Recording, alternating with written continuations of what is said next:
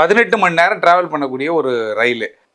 மொத்தம் 880 890 கிலோமீட்டர் கரெக்டாக அந்த கொட்டாலேருந்து பெஷாவருக்கு போகக்கூடிய அந்த ரூட்டு எல்லாமே இஸ்லாமிய நாடுகளின் தொடர்புகளில் இருக்கும். நீங்கள் அந்த பக்கம் வெளியில் போனீங்கன்னா ஆப்கானிஸ்தான் போயிடலாம். ஆமாம். கொஞ்சம் தள்ளி போனால் ஈராக் போயிடலாம், ஈரான் போயிடலாம், சரி பங்களாதேஷ் இந்த பக்கம் இப்படி போயிடுறோம். அப்படின்னும் பொழுது இந்த பகுதி ஃபுல்லாகவே உங்களுக்கு இஸ்லாமிய நாடுகள்.